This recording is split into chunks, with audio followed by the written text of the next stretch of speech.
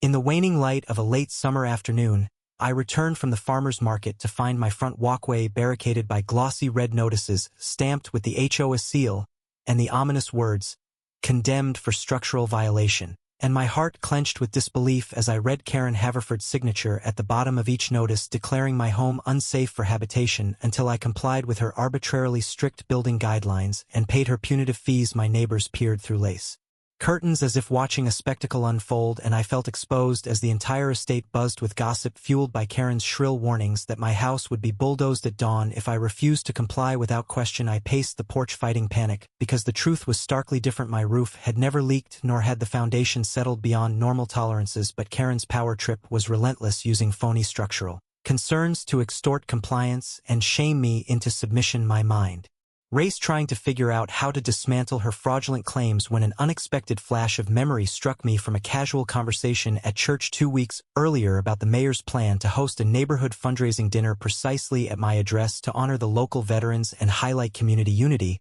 I realized that Karen had no idea of this upcoming event nor of my private coordination with the mayor's office to showcase civic collaboration, and that revelation would become my secret weapon. I raced inside and gathered the email exchange confirming the mayor's RSVP, complete with his administration's press release announcing the charity dinner on my lawn. Then I drafted a concise rebuttal letter to the HOA board attaching the official invitation signed by the mayor of our city, and forwarded it to every member of the HOA email list. My fingers trembled as I clicked send, but relief washed over me when, within moments, the replies began flooding in, neighbors expressing outrage at Karen's overreach and excitement about hosting a high-profile civic event at my home. The email thread ballooned with supportive comments and questions for Karen demanding immediate retraction of the condemnation notices. It was the counterattack I needed to expose the truth that her claimed structural violations were nothing more than a pretext for petty power plays and personal vendettas, and that would soon set the stage for the most dramatic confrontation our estate had ever seen.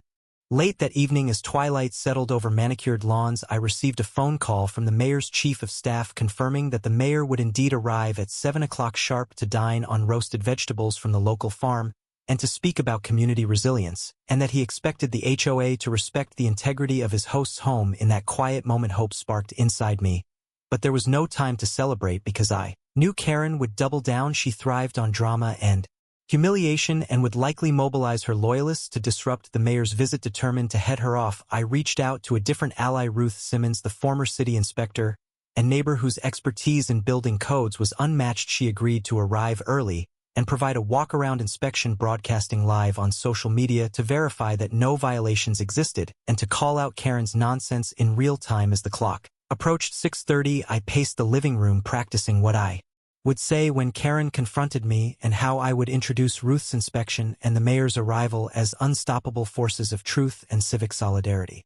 By 6:50, neighbors had gathered along the sidewalk, clutching wine bottles and folding chairs decorated with candles and bunting, and the entire cul-de-sac hummed with anticipatory excitement when Ruth Simmons pulled up in her sedan and stepped onto my porch wielding her inspector's badge and clipboard. She immediately began examining the structure, pointing her camera phone at siding seams and roof eaves while narrating technical details that proved my home was in excellent condition. The live stream ticked upward in viewers, and comments flooded in praising the thorough examination and jeering Karen's authoritarian antics. Then at precisely 7 o'clock, a sleek black SUV rolled into the cul-de-sac, and the mayor emerged in a crisp suit and tie, greeting neighbors with a warm smile, his presence lending gravitas to the evening's proceedings. I ushered him onto my porch, where a long folding table had been set, festooned with fresh flowers and platters of grilled eggplant, wheatberry salad, and honey-glazed chicken skewers. As the mayor took his seat, neighboring families lined up to fill their plates, and the scent of rosemary and garlic drifted into the night sky. Karen arrived then,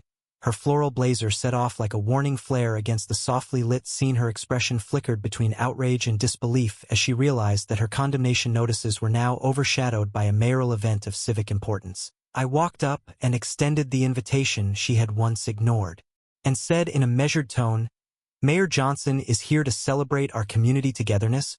Would you care to join us instead of issuing illegal orders?" Her jaw clamped shut and her face flushed a deep crimson as the mayor stepped forward, resting a hand on my shoulder, and addressed the gathering. "This home is not condemned. It is the heart of our neighborhood tonight." And the assembled crowd erupted into applause that echoed down the street, drowning out Karen's muffled protests and marking the moment of her ultimate humiliation. The confrontation reached its climax when Karen lunged forward demanding the mayor's credentials and brandished her defective notices like a weapon, but before she could speak the mayor raised his glass and said in a calm but authoritative voice, "Madam President, your notices are invalid, and your actions are unauthorized. You will retract your condemnation or face formal removal from the HOA board effective immediately." A hush fell as the weight of his words settled in Karen's shoulders slumped. Her clipboard rattled and her once proud proclamation crumbled into silence. The entire assembly watched breathless as she sank back into the shadows behind her loyalists, unable to believe her tyrannical reign had been dismantled so swiftly and publicly by law and community solidarity. As the mayor began his remarks about unity and shared responsibility, I saw tears glisten in the eyes of neighbors. Some, who had once feared Karen most now beamed with pride at standing up against abusive power. We toasted prosperity and continued to feast under lanterns hung from the eaves above. Bending to pick fresh herbs from my windowsill garden, I walked beside Karen's son, grabbed his live stream phone and said gently, "Thank you for capturing everything. This will help us ensure fairness for everyone." His face fell into a mixture of shame and relief as he realized the power of truth exposed, and that twisted accomplice turned repentant witness added an emotional charge no one expected. By the night's end, the HOA board convened an emergency meeting under the mayor's watchful attendance to vote on rescinding the condemnation and passing a new charter clause forbidding unilateral home condemnations based on subjective rulings. The board members quickly sided with the mayor's position, and Karen's allies abandoned her one by one, leaving her isolated as she attempted to salvage authority but found none. All traces of her notices were removed from my front door, replaced by a proclamation commemorating our dinner and the importance of civic oversight, and shortly thereafter Karen announced her resignation in an email that circulated with ironic haste, acknowledging her misjudgment and pledging to attend community workshops on leadership and accountability, though neighbors remained skeptical whether real change would follow. In the aftermath, neighbors continued to gather each week for potluck dinners hosted in rotation at different homes, fostering the very unity Karen had tried to quash. The mayor's office published a case study on Willow Ridge Estates highlighting our story as a national example of democracy in action, and local schools invited me to speak about the importance of civic engagement, while the retired city inspector Ruth Simmons was awarded a Community Hero Medal, and the story went viral across social media platforms, drawing support for similar reforms in homeowners associations nationwide.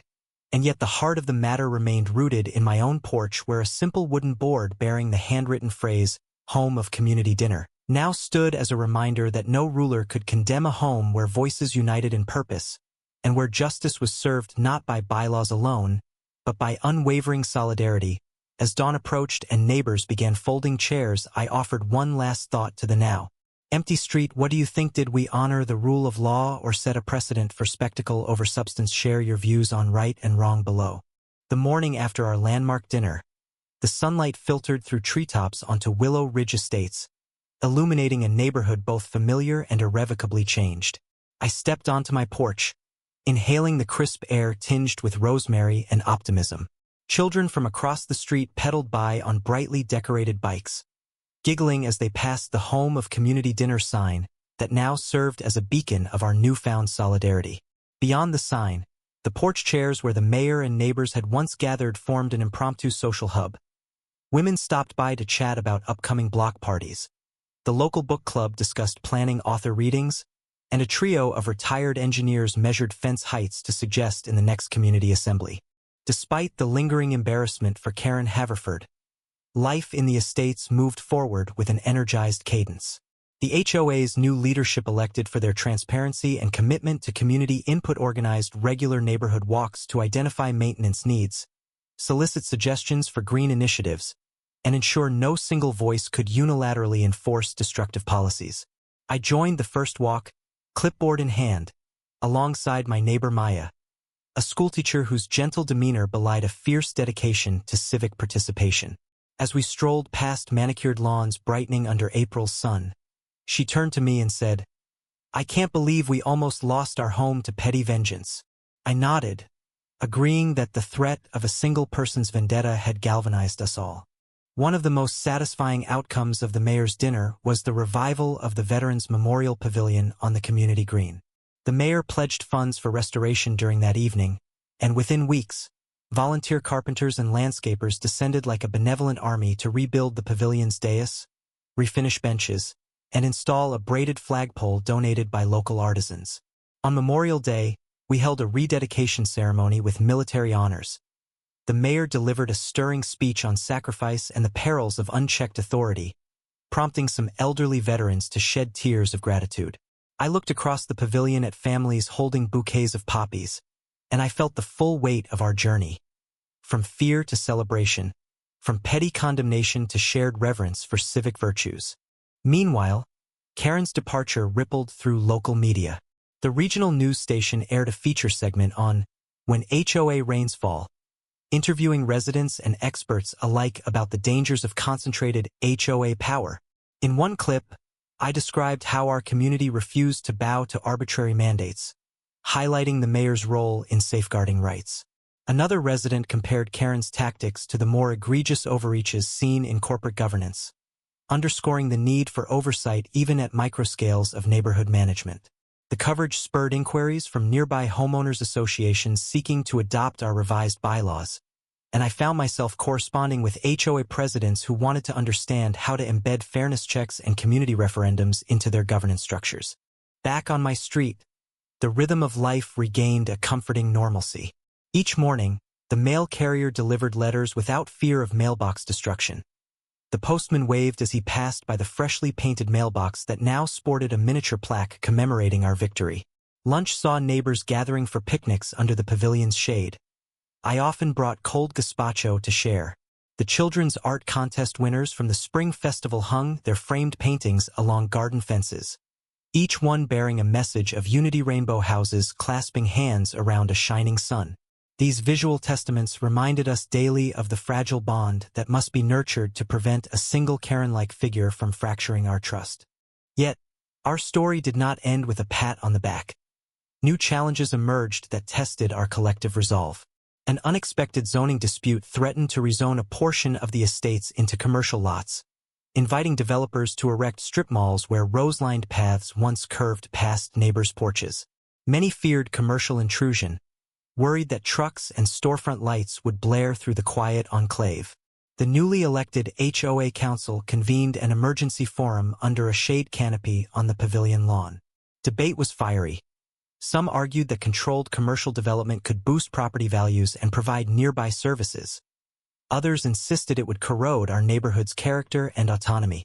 I found myself at the podium, recalling Karen's misuse of power and the mayor's affirmation of community rights. Drawing from the mayor's principles, I proposed a community-led review committee with veto power over rezoning applications, urging a balanced approach that prioritized resident input. After hours of discussion and passionate testimony, the council adopted my proposal, showcasing that our evolved governance could handle complex issues without devolving into autocracy. The next month, we heard back from the City Planning Commission. They approved a scaled-down service lane with strict noise restrictions, preserving green buffers and capping commercial signage. Neighbors celebrated with a spontaneous block party: hot dogs and lemonade on folding tables, a keyboardist playing jazz standards under string lights, toddlers darting through sprinklers. I watched from the pavilion steps, smiling as families mingled across boundaries that once divided us.